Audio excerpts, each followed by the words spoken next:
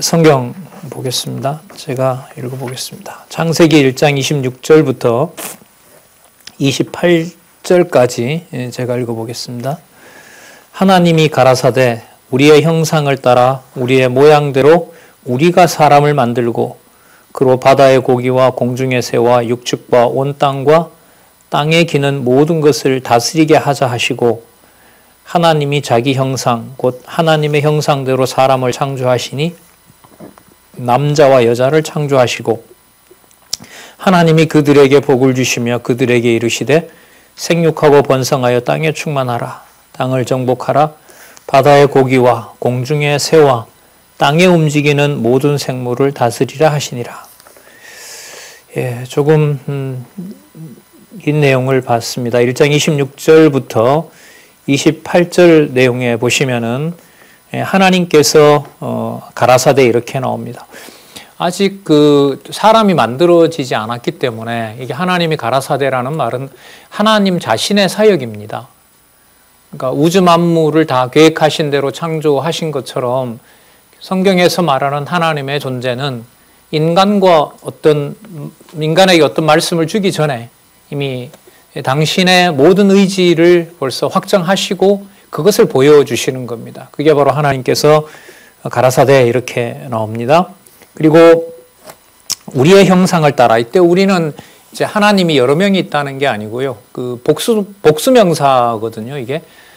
그러니까 이걸 번역하는 방법이 복수로 우리라고 한 거죠. 뭐 여기서 굳이 뭐 성부, 성자, 성령, 하나님 이렇게끔 이제 나갈 수 있는 확실한 근거는 되지는 않아요. 그러나 이제 성경에서 말하는 하나님께서 성부, 성자, 성령 하나님이다 보니까 그런 논의로 연결을 시키는데 이 구절 하나만 가지고는 그렇게 하기는 어려워요. 뭐 여러분 앞으로 책을 읽다 보면 이걸 가지고 이제 우리 가지고 이렇게 확대를 하는데 사전적인 번역에서 좀 무리하게 나가는 면이 있는 것 같아요.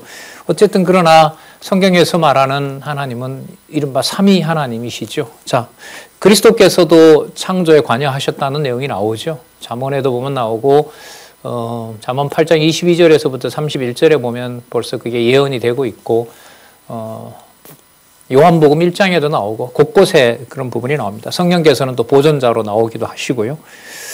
자, 어쨌든 여기 보면 우리의 형상을 따라 이렇게 나옵니다. 그러니까 하나님의 그 형상이니까요. 하나님이 가지고 있는 그 속성, 신적인 속성을 따라서 만드신 거예요. 그게 뭔지는 이제 그 다음을 봐야 되는 거예요.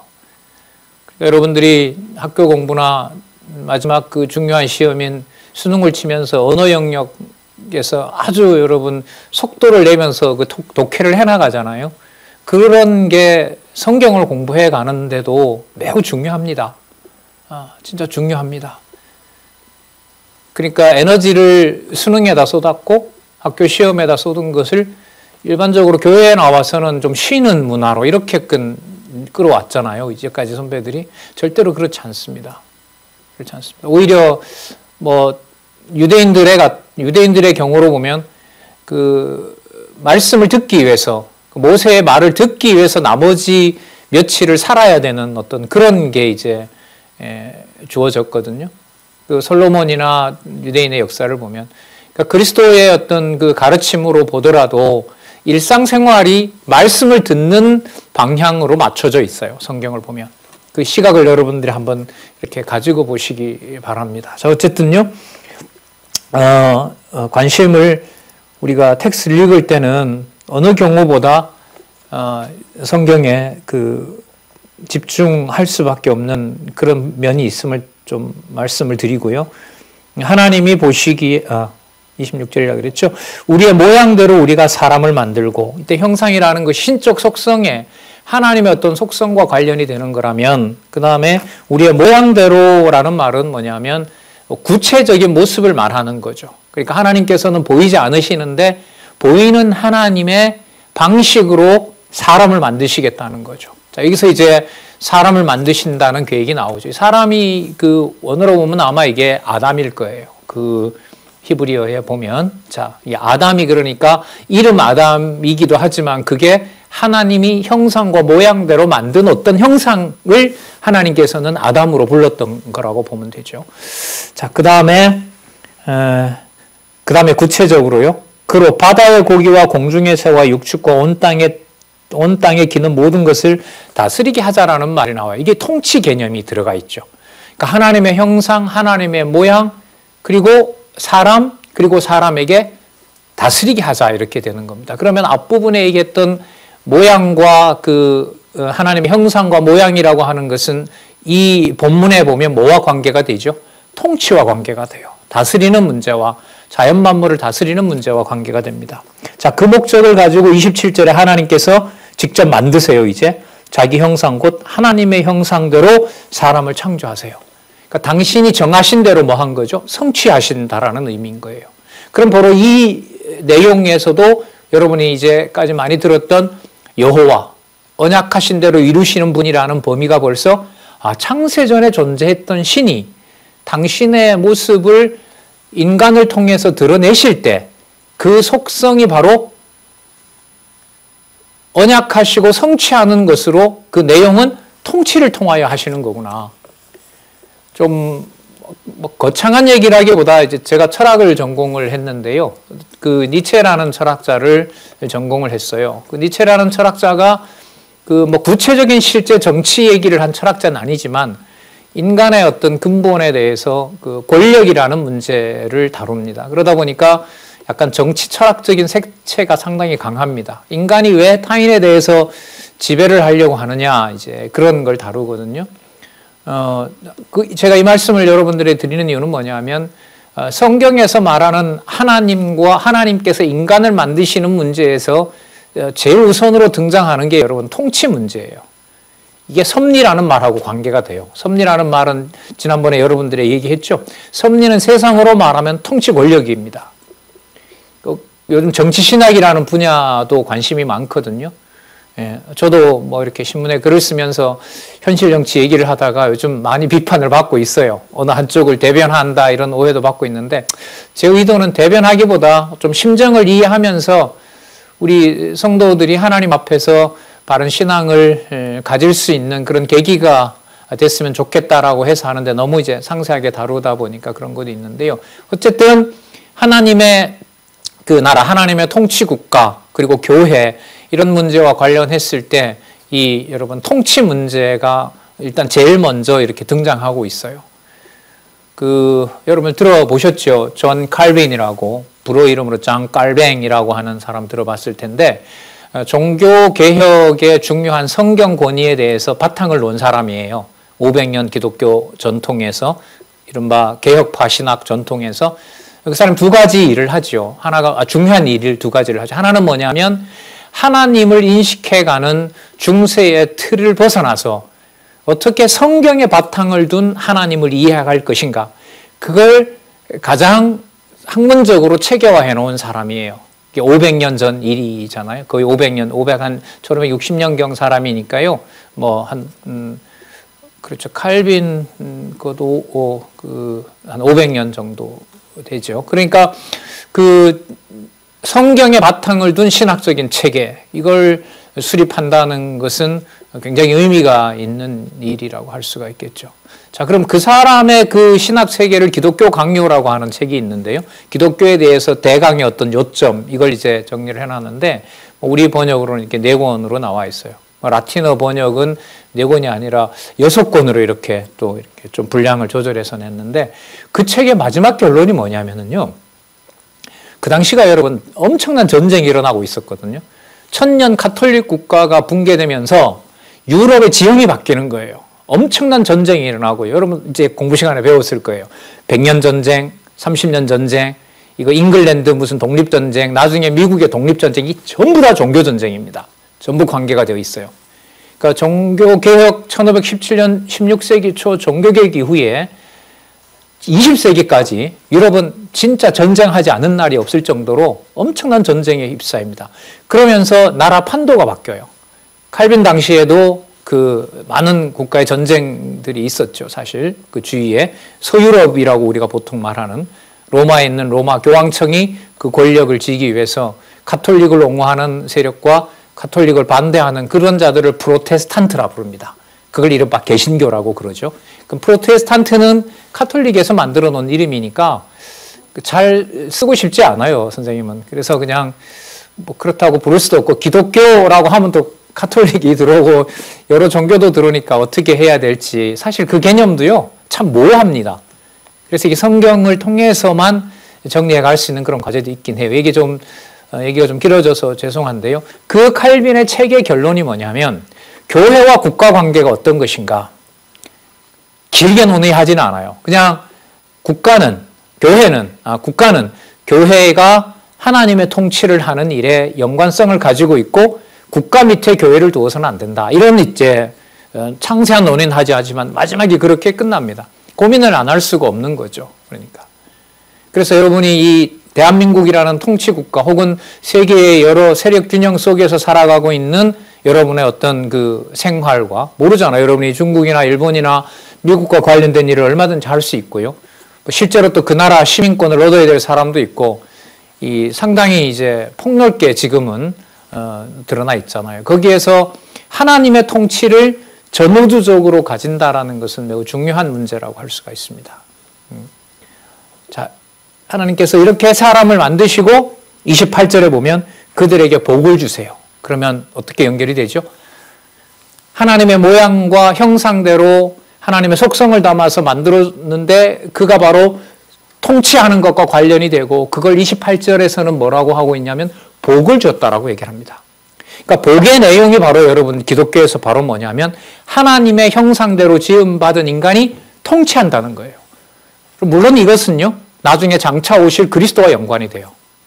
그러니까 그리스도는 우리의 구원을 위해서 오셨다 이런 말 이전에 창세기 내용을 통해서 예수님의 존재와 연관을 시키면은요 예수님은 통치자로 오시는 거예요.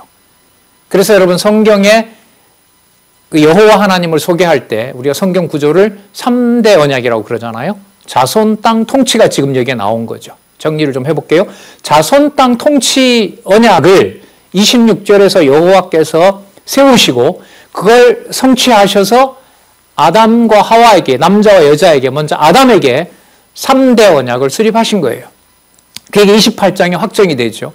그러니까 26장, 27장, 28장의 관계가 언약하시고 언약하신 대로 성취하셨고요.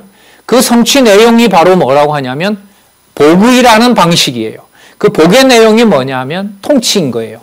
그 세 가지 개념이 바로 누구에 의해서 시작이 되었다? 하나님 여호와에 의해서 시작이 된 일입니다.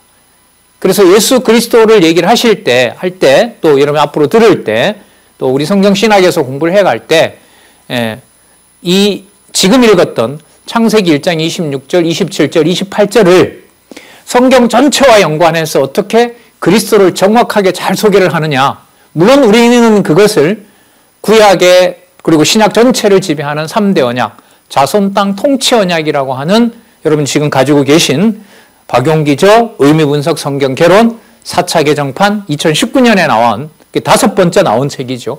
그걸 여러분 87년부터 작년 2019년까지니까요. 27년인가요? 24년 동안인가요? 그렇게 확인한 책이 여러분이 지금 가지고 있는 책입니다. 목적은요. 성경을 창세기부터 계시록까지 하나님의 말씀으로 확정하기 위한 과정. 그게 여러분들이 지금 접하고 있는 The Bible Theology. 영어로 보면 이 주창자가 박용기 목사님이 우리 원로시기 때문에 팍이라게 들어가죠. 팍스 더 바이블 티올로지. 이게 대해서 성경신학이라는 이름으로 지금 소개하려고 합니다. 지금 그 한국기독교 지도자협의회에서 학교가 지금 추진되고 있고요. 저희가 알고 있기로는 이제 총장 선임도 마쳤다고 합니다. 근데 그 특징 중에 하나가 뭐냐면 지금 여러분이 보고 계신 이 의미분석 성경 개론에 따른 성경을 하나님의 말씀으로 확정하는 과정이 한 과목으로, 그러니까 그 고유한 과목으로 거기서 아마 자리를 잡을 것 같습니다. 글쎄요, 여러분들 들어가는 대학에서 성경을 이렇게 가르쳐 주지는 않죠. 그러나 지금 처음부터 여러분들에게 계속 이제 소개하고 있는 저는 성경의 바탕을 둔 성경의 내용에 확실한 토대를 두지 않은 아까 오늘은 정체기가 나왔습니다만은 하나님의 통치 내용이라든지 세상의 모든 세계가 돌아가는 어떤 세계관의 문제 그런 것들이 인생관이라든지 역사관이라든지 그런 문제들이 성경과 연관되어 있다는 것을 다시 한번 강조를 드립니다. 이번 시간에 제가 여러분들하고 하고자 했던 내용은 뭐냐면 우리가 객관성과 절대성, 영원성이라는 부분들을 성경에 나타나 있는 개념의 중요성을 따라서 얘기했었죠. 1편과 2편 두 어떤 개념의 구문을 가지고 살펴봤고, 지난번에는 절까지 여러분에게 소개해 드렸죠. 오늘은 지난번에 어떤 장로님께서 벌써 이제 잘 올려놓으셨는데, 오늘은 괄호가 없는 번호, 그걸 중심으로 해서 조금 전에 읽었던 본문, 언약과 성취를 세우시고 이루어 가시는 여호와 하나님의 존재와 관련해서요, 본문 내용들, 그 본문의 바탕을 둔 내용들을 좀 살펴보고자 하는 겁니다. 그래서 오늘 시간 여러분들에게 소개하는 내용들은 성경 내용으로 점점 내려오는 거예요. 처음에서 성경에서 구약에서 그 다음에 5개 편에서 또 12개의 장에서 이렇게 해서 지난번까지 내려왔잖아요. 이번에 제가 헤아려 보니까 156개의 이 괄호 없는 숫자가 있는데요. 그 156개가 바로 창세기부터 계시록까지 성경을 하나님 말씀으로 증명하는 일관성을 만들어주는, 여러분 마인드맵 알죠? 마인드맵을 156개를 마인드맵으로 하고 있다고 보시면 돼요. 그 156개의 마인드맵이 때로는 10개로 모이기도 하고 20개로 모여가지고 몇 개의 또 맵을 만들어 놓고 있고요. 자, 그러면 우리 성경 개론에 나타난 개념들을 중심으로 한번 또 말씀을 드려볼게요. 조금 전에 여러분 읽었던 창세기 1장 26절에서부터 28절, 하나님의 형상과 하나님의 모양과 하나님께서 언약하신 통치와 그것을 일방적인 복으로 주신 것, 그것이 장차 오실 메시아에 대한 언약이고, 메시아가 오셔서 그걸 성취하심으로 성경에서 말하는 여호와는, 하나님은 바로 그 창조주 되시는 분은 창세전부터 계신 창세전의 언약을 그대로 이루시는, 구약의 언약을 그대로 이루시는 여호와시다. 제가 중간에 다른 얘기를 좀 했지만은 성경과 관련해서는 짧은 시간에 이 내용은 꼭 전달이 돼야 돼요. 이걸 배제하고 성경을 하나님의 말씀으로 증명한다는 것은 현실적으로는 다른 대안은 없습니다. 제가 찾아본 바로는. 그래서 좀 시대적인 중요성이 여러분들에게 매우 큰 것 같아요. 우리 대학 문제를 해결하고 좀 쉬고 있는 우리 후배들이 있나요? 좀 욕심을 낸다면 여러분이 가지고 있는 성경 개론 처음서부터 끝까지 그냥 교회 학교 다녀서 선생님 몇 페이지 펴라 이렇게 한 게 아니라 실제로 여러분들 좀 며칠 시간 내서요, 한 일주일 시간 내서 한 번은 안 되고요, 한 3번 정도 처음서부터 끝까지 한번 쭉 읽어보세요. 자, 하나만 욕심을 내면은요, 성경을 이해해 갈 때 어떤 개념이 나와서 그 다음에 나와 있는지를 여러분들이 전체 지도를 그린다는 측면에서 권하고 싶어요. 제가 만약에 과목으로 여러분을 맡고 있다면 제가 한 달 동안의 숙제를 그냥 여러분들에게 그렇게 드릴 겁니다. 한 달 동안 성경 개론 3번에서 한 5번 정도 읽기 바랍니다. 그리고 그 읽으면서 생긴 질문을 모아서 5개 정도 모아서 나한테 다시 질문을 해 주십시오. 과목으로 된다면 지금 성경신학 과목이 한국기독교 지도자 협의회에서 되는데요. 신학사 과정, 학사, 박사 과정 이렇게 될 것 같아요. 그래 됐을 때 신학사 과정에서 성경 베이스를 놓는 문제를 시간을 아껴서 한다고 하면 지금 여러분들에게 소개하는 이런 방법으로 저는 할 것 같아요. 가장 효율적이고 가장 여러분들에게 시간 관리를 잘해줄 수 있는 공부 방법, 그걸 이제 찾아야 되거든요. 그 외국에 공부하러 간 그 신학 유학생들 보면 그 많은 대학들이 있거든요. 신학 대학들이. 근데 그 대학의 어떤 추구하는 방향에 따라서 공부하는 방향이 달라집니다. 그걸 받아들이지 않고 자기 고집을 부리면 그 대학에서 글도 못 쓰고 졸업도 못 합니다. 그렇게 엄격하게 관리를 해요. 성경 신학에 대해서 여러분의 선배들이 요즘 가지고 있는 것은, 많이들 고민을 하시는 내용은 어떤 방법이 좋은 것인가라는 것을 굉장히 많이들 고민합니다. 그것은 방법론만 가지고 공부하는 게 아니에요. 구체적인 문제를 풀어야 되는 거예요. 여러분들 미분적분 푸는 가장 좋은 방법이 있나요? 요즘은 그 수능 보니까 문과는 미분적분을 안 해요. 근데 선생님 학력고사 세대들은 했거든요. 진짜 힘들더라고요. 나는 문과로 가야 되는데 이걸 왜 이렇게 풀고 있는지 막 화도 나고 어떨 때 짜증도 나고요. 선생님한테 막 그냥 생으로 따지기도 했었고요. 진짜 뭐 그 이후로 물론 과학책이나 수학책보다 조금은 도움은 됐어요. 근데 이제 거기서 이제 뭐가 해결이 안 되니까 그래요. 이걸 내가 어디에 써먹어야 되지? 그런 방법론을 누군가 제시해 주지 않았던 거죠. 그렇기 때문에 여러분의 지금 부모님들 또 할아버지 할머니들 세대는 야 이걸 어떻게 얘들한테 잘 전해줄까 그런 어떤 방법론에 고민을 하고 있는 겁니다. 그런 시도를 여러분들에게 지금 계속 전하고 있고요. 자, 제일 먼저 나오는 가로 없는 숫자는 여러분 70페이지에 있는 타락전 시조 언약입니다. 그걸 조금 전에 제가 창세기 1장 26절부터 28절까지 내용을 통해서 여러분들에게 살펴봤던 겁니다. 자, 타락전 시조 언약. 자, 그 밑에 보면 다 이게 서술이 되어 있어요. 여호와 하나님께서 타락 전에 사단에 의해서 타락을 하잖아요. 에덴 동산에 쫓겨나고 그 타락 전에 시조와 이미 언약하신 섭리가 있어요. 이때 섭리는 통치라 그랬죠. 하나님이 주관해 가신다라는 거예요. 이게 바로 타락전 시조 언약입니다. 여러분 제가 아까 창세기 1장 26절에서부터 28절까지를 소개한 이유가 어디 있냐라고 물으면 창세기 1장에서부터 2장까지의 제목이 의미분석 성경 개론에 타락 전에 이미 아담과 하와에게 아담에게 먼저 언약을 했다는 내용입니다. 그 내용을 소개하기 위해서 조금 전에 소개했던 구절이 중요 부분이라고 생각을 하고 여러분들에게 안내를 드렸다는 거죠. 진짜인가 여러분 테스트하는 방법을 알려드릴까요? 창세기 1장 2절을 읽으시고요. 미리 여러분들이 경험했지만 타락전 시조 언약이라는 제목이 나오는지 안 나오는지 여러분들이 확인을 하면 내가 지금 어느 정도 점수인지를 내가 체크할 수 있어요. 영 감이 안 온다. 그럼 빵점. 그래도 들은 게 있어서 타락전 시조 언약 이거 연관이 된다. 그러면 50점. 그동안 성경 공부 열심히 한 후배들 같으면 1장에 이게 나오고 2장에 이게 나오고 이렇게 해서 하나님께서 선악과도 만드시고 하면 한 80점. 80점, 90점. 천차만별이겠죠. 아무래도. 그랬을 때 여러분 타락전 시조 언약이라고 하는 이 개념이 성경 본문을 바탕으로 들어와야 돼요. 여러분 이게 무려 156개예요. 쉬운 공부 아니죠. 하루아침에 못하죠. 근데 이거 안 하면 또 성경을 진리로 전하기 힘들겠죠. 그래서 참 여러 방면으로요. 이 저자인 우리 원로께서는 과거 그러니까 벌써 몇 년부터 1990년대부터니까요.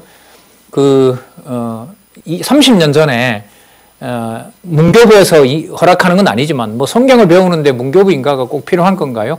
우리 자체의 노예 내에 로고스 성도대학반, 신학반, 신학연구반 이렇게 하면서 한 수십 명의 그 후배 목사님들을 길러낸 바가 사실 있습니다. 불행하게도 지금 대부분 못 만나고 있지만은요. 그게 바로 이런 필요성 때문에 된 겁니다. 자, 타락전 시조 언약이 나왔습니다. 자, 좀 장황하게 설명을 드렸죠. 그러면 두 번째가 2번이 뭔가 한번 볼까요? 2번이 뭐냐면 73페이지에 나오죠. 아담과 자손 보호. 아까 창세기 1장 26절에서부터 28장에 하나님께서 복을 주신 3대 언약으로 복을 주신 통치 내용, 통치 언약. 그 내용이 3장에서 5장에 오면 아담을 등장시키고 자손을 보호한다는 게 나오네요. 그러면 자손을 보호한다는 말은 우리가 좀 상식적으로 알고 있지만은 사단으로부터 유혹을 받아서 에덴 동산에서 뭐 한다 해도 쫓겨난다 하더라도 자 그럼 이제 연결이 되죠. 아담과 자손을 보호한다. 그럼 이게 여호와에 대한 의미하고 직접 연관이 되죠. 언약하신 대로 성취하시는 분이구나. 자, 그 다음 여러분 궁금하죠. 아담과 자손 보호 다음에 여러분 어떻게 보면 그 다음에 뭐가 나오는지는 뭐 모를 수도 있어요. 뭐 보지 않았으면 모르잖아요. 궁금해하기는 해야 될 것 같아요. 자, 그럼 3번이겠죠. 3번이나 다른 주제 밑으로 들어갔으면 1번이거나 둘 중에 하나일 거예요, 아마. 자, 그런데 넘겨보니까 3으로 나와요. 자, 어디에 나오죠? 76페이지에. 인류의 홍수 심판이 나오네요. 여러분, 조금 전에 아담과 자손 보호라고 했는데 인류가 홍수 심판을 당한다는 말은 보호가 연결되는 거예요? 끊어지는 거예요? 끊어지는 거죠. 끊어지는 거예요. 그러면 끊어진다는 말은 언약하고 성취한다는 것에 뭔가에 이 끊어지는 일이 발생했다는 거예요. 그런데 여호와께서 언약하신 다음에 끊어놓는다는 말은 말이 안 되잖아요. 좀 보편적으로 여러분들에게 설명을 드리는 거예요. 자, 그러면 인류의 홍수 심판이라고 하는 것을 선생님 여러분들에게 첫 시간인가요? 많이 강조했죠. 섭리라는 말. 섭리는 아까 본문에 있던 대로 여러분 통치입니다. 주관하는 능력이에요. 주관하는 능력. 그러면 인류의 홍수 심판이라고 하는 것은 여호와 하나님의 존재를 소개하는데 이익이 되는 것이 아니라 어떻게 보면 손해가 난 것처럼 보이잖아요. 자, 이게 인간의 관점이에요. 근데 여기서 주어를 말이죠.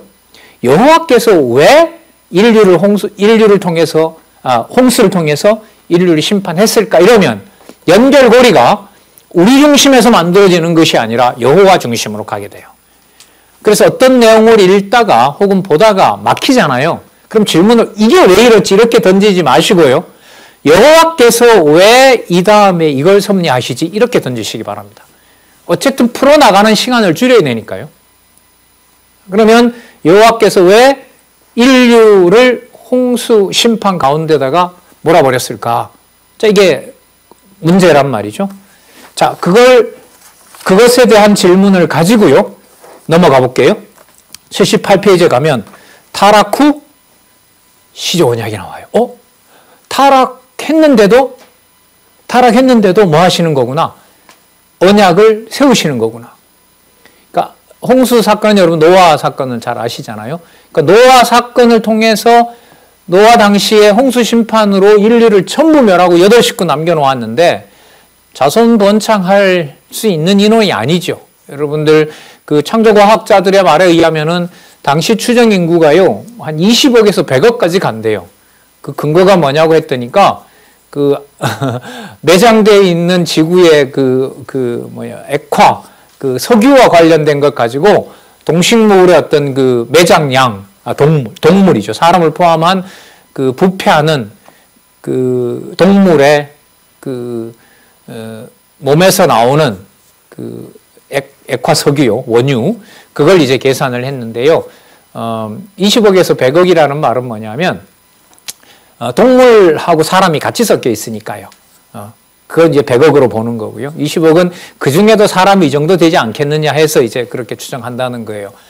어쨌든요, 8명과 비교해 봤을 때는 어마어마한 숫자가 죽었음에 틀림이 없죠. 그 사건이 일어났고 그 이후에 지금 우리 세계가 살고 있는 지구가 만들어진 거예요. 그래서 여러분들 여행을 가면 학교 공부 그렇게 나눴잖아요. 생물에서 무슨 기, 중생대, 고생대, 신생대 나누고 여러분 구석기 나누고 신석기 나오고 청동기 나누고 철기 나누고 막 이렇게 나눴잖아요. 거기에 여러분들 요즘은 그 시험을 그렇게 많이 나오진 않는다 그래요. 과거에는 필수였단 말이죠. 인류의 진화 단계와 연관을 해서 나오기 때문에 거기에 약간 유의를 하시기 바랍니다. 하나의 관심 있는 기사가 나왔는데요. 한 6개월 전에 제주도에 가면 여러분 굴이 많잖아요. 제주도가 굴이 많은데 거기에 보면 20만 년 전에 뭐뭐 했다 이런 게 나왔는데 그걸 이번에 어떤 발굴하셨던 사람들이 틀렸다. 20년이 아니고 8천에서 만년경이다 이렇게 해요. 8천만 년이 언제냐면 여러분 노홍수 시대입니다. 전 그런 기사 이제 뼈Han 거죠. 예. 그러니까 20만 년 전에 화산이 폭발하고 그 사이에 여러 소설을 쓰면서 이렇게 만들어 놨던 가설들이 이제 다 무너진 거죠. 우리나라 거기에서도. 자, 좀 곁길로 나갔는데 어쨌든 아담 이후에 하나님께서 심판했다고 했던 그 인류에게 다시 언약을 세워주시는 내용이 바로 뭐냐면 타락 후의 시조 언약이라고 할 수가 있어요. 그 노아의 후손들이 지금 이렇게 60억 넘는 인구로 지금 생활하고 있는 거죠. 자, 이게 4번이잖아요. 그 다음은 5번째인데 넘겨보면 1번으로 되어 있어요. 80페이지에 보면 열조 아브라함 언약입니다. 그러면 연결시킬 수 있겠죠, 여러분? 자, 어떻게 연결이 돼요? 타락 후에 시조 언약을 했는데 아브라함의 이스라엘의 조상이라고 할 수 있는 누구를 뽑아요? 아브라함을 뽑아서 그 아브라함과 언약을 맺었구나. 그러면 여러분 지금 1번부터 이게 지금 5번째인데 무슨 개념이 떠나질 않아요? 여호와라는 개념이 떠나지 않잖아요. 아, 성경은 그렇다면 이 원래의 책을 통해서 우리가 확인할 수 있는 것은 이 저자는 여호와 하나님이라는 존재의 이름으로 창세기 1장에서부터 20장까지를 확인해 주고 있구나. 그걸 여러분들에게 더 강하게 저로서는 성경을 이렇게 봐야 하나님의 말씀으로 증명이 됩니다. 그걸 여러분들에게 대신 전하고 있는 거고요. 그걸 여러분들이 확인해 주기를 바라는 겁니다. 여러분, 그렇게 연결이 된 여러분들의 사고 구조는 누가 뭐라고 하지 않아도, 진짜 공부하라는 소리를 하지 않아도 그게 자리를 잡으면 세상과 인생과 역사를 여호와 중심으로 봅니다. 그게 여러분 그렇게 행복하다고 배웠고요. 그게 큰 확신이라고 제 나름대로 조금 여러분들보다 먼저 확인했습니다. 그래서 성경 본문을 떠나지 마시고 풍부한 데이터베이스를 단단하게 구축하셔서 성경 개론에 나와 있는 이 제목을 중심으로 해서 여러분들의 머리부터 발끝까지 모든 사고 구조가 살아계신 하나님의 존재를 바탕으로 한 여러분들의 인생과 또 여러 일과 또 화합이 됐으면 좋겠습니다. 거기에 이제 이렇게 좀 강하게 말씀을 드리는 거고요. 그럴 시간을 하나님께서 이제 어떤 방식으로 꼭 주시라고 이렇게 전하면서도 또 간절하게 소원을 가지게 됩니다. 자, 열조 아브라함에게 이어졌습니다. 그러면 이어지는 어떤 이 흐름을 우리가 생각을 하면 그 다음 내용도 연상이 되겠죠? 자, 창세기 1장 21절부터 이삭에게 언약이 계승되네요. 84페이지. 이삭에게. 이때 이삭은 잘 아시는 것처럼 아브라함에게 아들이 둘이 있었는데 원래 그 장자는 이스마엘이었죠. 근데 하나님께서 이스마엘이라는 장자는 허락하지 않죠. 지금 그 아랍 계열, 사우디아라비아의 조상이라고 할 수 있죠. 이삭에게 언약이 계승되도록 하십니다. 그 다음에 볼까요? 이삭에게 계승된 언약은 87페이지. 제일 밑에 줄에 나오네요. 야곱에게 언약이 계승됩니다. 계속 여호와 개념이 나오죠. 그리고 제가 아까 처음에 소개했던 창세기 1장 26절에서부터 28절과 관련된 모종의 사건들이 계속 여기에 이제 담겨 있는 거죠. 이어지는 거구나. 자손이 가고 있구나. 복이 그대로 진행되고 있구나. 이렇게요. 그래서 여러분들 나중에 성경 개론의 구조가 여러분들 머릿속에 어느 정도 성경의 본문을 바탕으로 이렇게 자리를 잡을 때 성경 어떤 부분을 보더라도 그 구조 속에서 어느 정도 그림이 그려질 거예요. 우리나라에 여러분 신천지라든지 과거에 지금도 많은 이단들에게 사람들이 넘어가고 있거든요.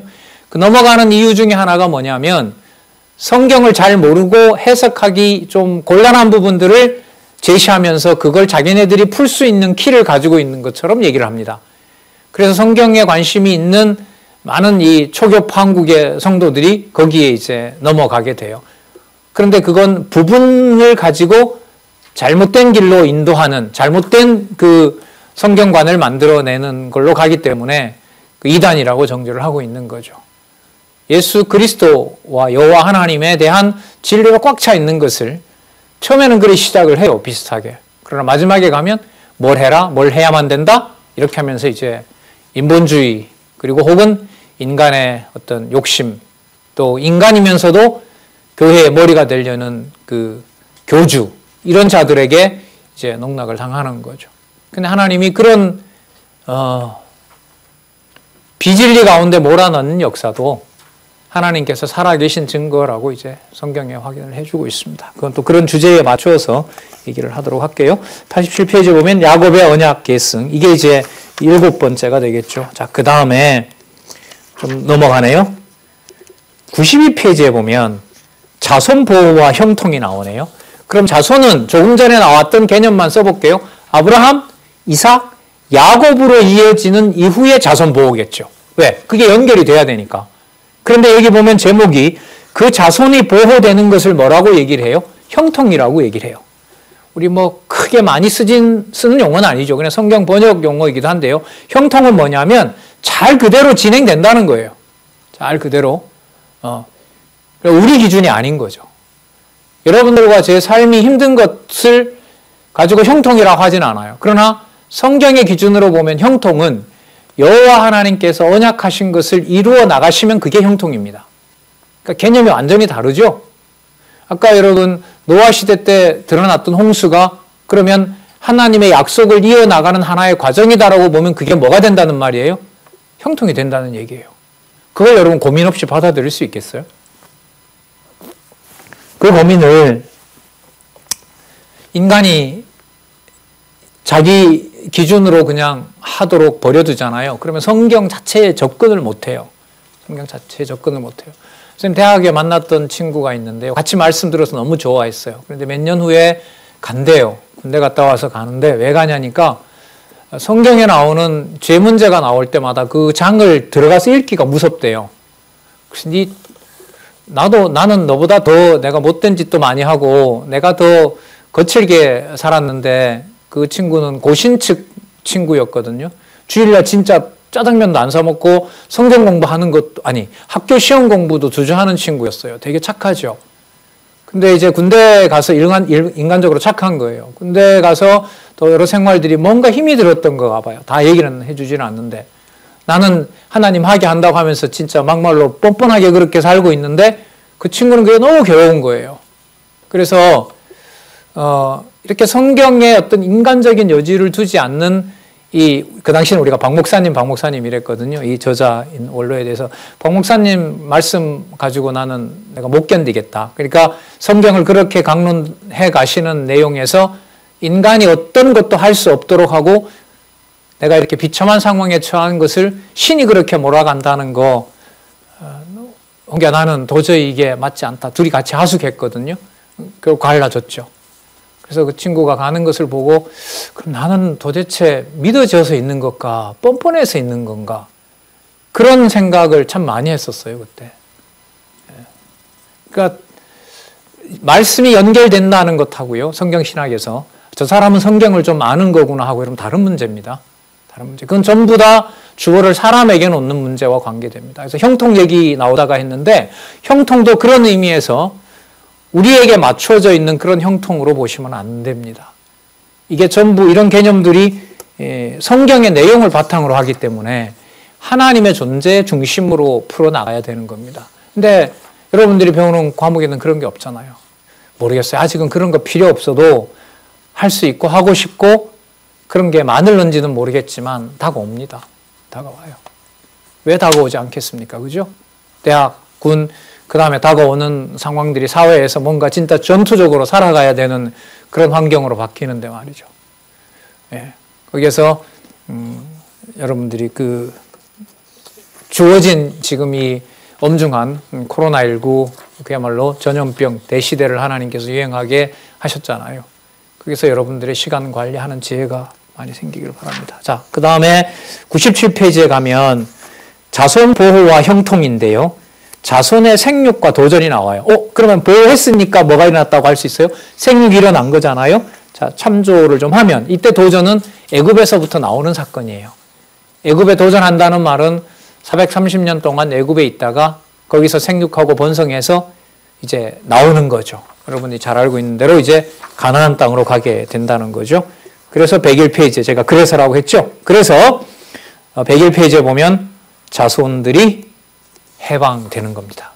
그리고 아시는 것처럼 광야 40년 동안을 60만 대군을 다 죽이지만 두 사람 빼고요. 또 그 광야에서 보호해 주시는 내용이 여기에 나옵니다. 이때 보호는 뭐냐면 여러분 아까 그 형통이라는 말 나왔죠. 이때 형통과 보호도요. 우리 기준의 그런 개념이 아니에요. 아까 하나님 여호와의 이름이 보존되는 것이 뭐라고 했냐면 형통이라고 그랬죠. 그럼 보호도 뭘까요? 하나님의 이름이 택한 백성들에게 그대로 유지되는 것이 보호인 거예요. 그래서 이런 개념들이 성경을 통해서 여러분들이 직접 확인하는 게 필요해요. 제목이 진짜 맞는지 아닌지. 자, 그 다음에 그 105페이지에 가면 일이 또 나오죠. 이때 일은 아까 여러분 그게 10번, 이게 11번째일 거예요. 첫 번째 언약 수립이라는 말은 뭐냐면 조금 전에 봤던 개념이 뭐냐면 자손 해방과 보호니까요. 그러면 여기서 언약을 수립했다는 것은 무슨 맥락에 있을까요? 자손을 보호하는 맥락에 있는 거예요. 맞아요. 그걸 앞으로 다 확인하겠지만 자손을 보호하는 것하고 어떻게 관계가 있느냐? 애굽에서 나온 백성들이 애굽의 백성, 바로의 백성으로 사는 것이 아니라 하나님의 백성으로 산다고 한다면 하나님의 백성이 따라야 될 법을 만들어주세요. 그 법의 내용이 바로 뭐냐면 출애굽기 19장에서부터 33장까지 첫 번째 언약 수립인 거예요. 여러분 아까 참 묘하죠? 아까 1장 26절에서 창세기 1장 26절에서 하나님께서 다스리게 하자라고 만드셨다 그랬잖아요. 결국 이스라엘 백성들을 광야에다 데려다 놓고 보호하는 방법이 뭘 알려주세요? 통치하는 방법을 알려주시는 거예요. 그러니까 광야 생활하는 동안 뭐 10부장, 100부장, 이런 뭐 1000부장 이런 이제 조직 기구를 만들어 주시거든요, 하나님께서. 100부장은 100명 관리하는 사람, 50부장은 50명 관리하는 사람, 마지막에 최종 판결은 모세가 하도록 이렇게 하나님께서 조직을 만들어 주세요. 그게 바로 뭐냐면 생육하고 번성하는 아주 중요한 방법을 하나님께서 제시해 주는 거죠. 그런데 여러분 여기 보면 첫 번째니까 그럼 몇 번째가 또 있다는 거예요? 두 번째가 있다는 거죠. 112페이지에 보면 두 번째가 나오죠. 그럼 두 번째는 뭐냐면 첫 번째하고 두 번째 사이에 하나님께서 백성들이 범죄하기 때문에 그 언약을 파기하는 내용이 나와요. 모세가 내려오면서 보니까 애굽에서 섬기던 송아지를 만들어서 그걸 여호와라고 부르고 있으니까 화가 나가지고 들고 있던 돌판을 갖다 던져버려요. 박살이 났겠죠? 여러분 돌판이 박살나면 어떤 일이 벌어지냐면 이스라엘 이 백성들이 나와 무관하다는 거예요. 그게 하나님 보실 때. 그럼 뭐 해도 돼요? 다 죽여도 돼요. 근데 죽여버리면 무슨 문제가 생기죠? 우리가 1번부터 살펴봤던 대로 언약했고 타락했지만 그래도 언약 자손을 보호하는 여호와의 이름에 계시가 끊어지는 게 돼요. 이스라엘 백성 말고 다른 민족을 택하지는 않았거든요. 하나님께서. 그러면 첫 번째 언약과 두 번째 언약이라고 하는 것은 뭐와 직접 연관이 될까요? 주신 언약을 범죄했지만 멸하지 않고 다시 뭘 주신다? 언약을 세워주셨구나. 이렇게 되는 거예요. 여러분 지금까지 본론 내용은 한 여러분 35분 동안 말씀을 한 것 같은데 지금 얘기했던 이 내용들이 앞으로 어떤 성경과 기독교에 관련된 얘기를 듣더라도 그 사람 입에서 나오지 않는 예를 들면 30분 1시간이면 그건 성경에 근접한 설명 방식이 아니에요. 어떤 방식으로도 기독교를 얘기하더라도. 대학에 입학한 우리 후배들이 있나요? 기독교 계열의 학교에 가셨어요? 책을 들어야 되죠? 아니면 혹시 신학교 간 우리 후배들도 있나요? 여러분 첫 시간부터 등교할 때부터 좀 그래서 요즘은 다 비대면으로 또 해야 되니까 어쨌든 첫 강의부터 여러분 관심을 좀 가져보기 바랍니다. 선생님하고 한번 약속할까요? 비대면 수업이라도 첫 시간 대학 첫 강의실에서 여러분들이 교수님들로부터 들었던 얘기가 지금 여러분에게 소개하고 있는 성경과 무슨 관계가 있는지 숙제 좀 낼까요? 근데 그게 연결이 돼야 돼요. 지금 안 되면 연결을 시켰으면 좋겠다는 게 제 주장이에요. 제 바람이에요. 따로따로 넣을 수는 없으니까요. 따로따로 분리해서 생활하지 않도록 여러분들을 안내하고 싶으니까요. 예. 자, 그래서 첫 번째, 두 번째 언약이라고 하는 것은 언약하신 대로 이루시는 여호와와 연관이 되는 개념이다. 이렇게 이 말씀을 드리고요. 그 다음에 꽤 많이 갑니다. 자, 어디로 가냐면 125페이지에 가면 여러분 시간 되는 만큼만 할게요. 한 5분 정도 더 남았는데요. 125페이지에 가면 광야 생활의 준비가 있어요. 그러면 또 어쩔 수 없어요. 연결시켜야 돼요. 하나님께서 세워주신 언약하고 뭐하고 관계가 된다는 거죠? 광야 생활, 40년 광야 생활하고 연관이 된다는 거예요. 그러면 아까 그 주신 언약이라는 것이 모세를 통해서 주신 언약이 하나님의 택한 백성으로 살아갈 수 있는 어디에서 그것도 광야에서 살아갈 수 있는 준비를 해주신 거예요. 이게 여러분 성경의 내용들이 이어지고 있는 중요한 제목, 중요한 그 내용들입니다. 핵심인 거예요.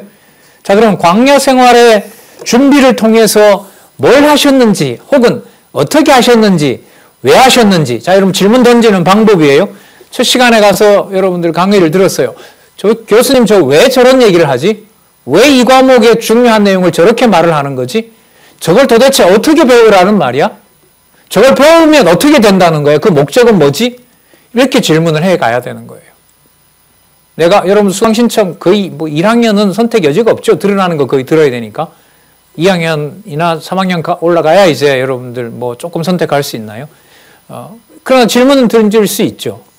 왜 이걸 배워야 되고 이게 무슨 소용이 있고 이걸 배우려면 어떻게 해야 되고 방법론까지 고민을 하게 되잖아요. 자, 광야 생활의 준비. 자, 어떻게 된다는 내용이 나왔는지, 무슨 내용으로 간다는 게 나왔는지, 왜 해야 되는 게 나왔는지 한 중첩된 질문을 가지고 그 다음으로 넘어가는 거예요. 자, 민수기 10장 내용 한번 볼까요? 120페이지 나오네요. 시련과 세대교체 하려고 하시네요. 목적과 관련되네요. 왜 광야 생활의 준비를 아까 얘기했던 시내산에서 세운 언약으로 그렇게 하셨는가? 129페이지. 시련을 주시고, 자, 뭐 명사 구문이지만은요, 동사화 시키는 것은 여호와께서라는 주어를 넣으면 돼요. 그럼 여호와께서 시련을 주시면서 세대를 교체하려고 저러시는 거구나. 여러분, 이 설명은 아주 잘 붙어 있는 설명인데요. 시련을 줘서 나왔던 1세대들이 2사람만 남기고 다 죽어요. 60만, 몇만, 몇천 이렇게 나가고 몇 명까지 나와 있는데요.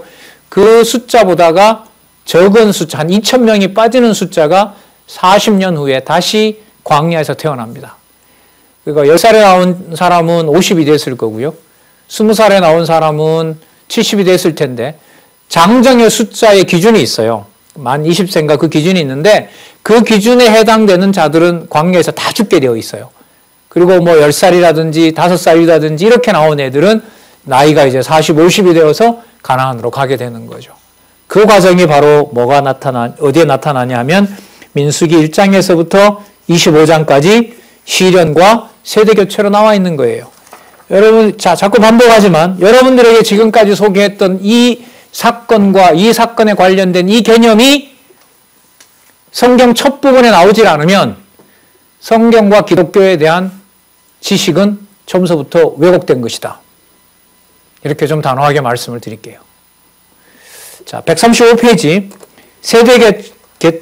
교체 세대에 대한 교훈부터 이게 지금 15번째거든요. 자, 15분부터 이거는 시간을 가지고 여러분들이 어쨌든 계시록까지 소개를 할 겁니다. 그 소개가 성경 전체를 들을 때, 앞으로 성경에 대해서 고민을 할 때, 또 그런 강의를 들을 때, 또 어떤 부분의 성경 본문을 가지고 어떤 사람이 구체적으로 이른바 설교나 강의를 할 때, 저 큰 그림이 없네, 저분은. 성경을 하나는 계시보다가는 우리에게 좋은 방향으로 말을 만들어가고 있구나. 성경 자체에 대해서는 관심이 없는 거구나, 저 사람은. 이런 어떤 비판적인 시각이 좀 생겼으면 하는 마음에서 다음 시간에 여러분 135페이지에 있는 3, 교체 세대의 교훈, 이게 15번째거든요. 여기에서부터 계속해서 진행하도록 하겠습니다. 여러분들 세대가 좀 젊기 때문에 제가 말을 사실 좀 빨리 했어요. 좀 빠른 부분이 있고 참 질문을 못 받아서 참 안타까운데요. 메모라도 하시고 해서 다음에 제가 시간을 낼 겁니다. 줌이나 줌이겠죠. 줌을 통해서 한 사람이라도 여러분들이 질문이 있고 또 이 신입부 강의에 대해서 다른 관련된 질문이 있으면요 받고 또 그 시간을 함께 할 수 있는 시간을 제가 마련하려고 합니다. 그러니까 여러분들 같이 공부해 주셨으면 좋겠습니다. 그러면 135페이지 나와 있는 교체 세대의 교훈부터 해서요. 다른 걸 일단 놔두고요. 오늘 해봤던 대로 그 가로 없는 숫자선에서 한번 쭉 읽어보세요. 그러니까 156개 중에 15개 했으니까요. 한 15개 이미 처리한 거예요. 그러니까 앞으로 이제 남아있는 한 140, 한두 개 정도를 계시록까지 한번 여러분 쭉 읽어보기 바랍니다. 개념만. 하나만 생각하고 어떻게 연결되지? 뭐가 나오지? 이게 왜 나오지? 무슨 의미가 여기 있는 거지? 그렇게 여호와께서겠죠. 물론은 주어는 왜 이런 말씀을 하신 거지? 그 다음에 뭐가 나오지? 어떻게 되는 거지? 뭐 이렇게 그런 질문을 가지고 그 개념들을 한번 다음 주까지 확인하는 시간이 되었으면 좋겠습니다. 감사합니다. 기도하겠습니다. 하나님 아버지 감사합니다. 성경을 통하여 세대를 통일시켜 주시옵소서. 성경 진리를 통하여 화합할 수 없는 이 나라가 또 각각의 이해 집단들이 또 많은 다양한 우리 진리의 후배들이 진리를 통하여 성경 말씀을 통하여 하나 되는 놀라운 역사가 이 땅에 이 시대에 하나님 허락해 주시기를 간절히 소원합니다. 귀한 선배들의 고민과 또 귀한 연구로 저희들이 너무나 편안하고 쉬운 여호와 하나님을 알아가는 길을 안내해 주셨습니다. 그렇게 하신 것처럼 이 완결된 성경신학 연구소를 통해서 많은 사람들이 함께 고민하며 함께 진리를 확인하는 그런 시대가 올 수 있도록 여호와 하나님 허락해 주시옵소서. 예수님의 이름으로 기도드렸습니다. 아멘.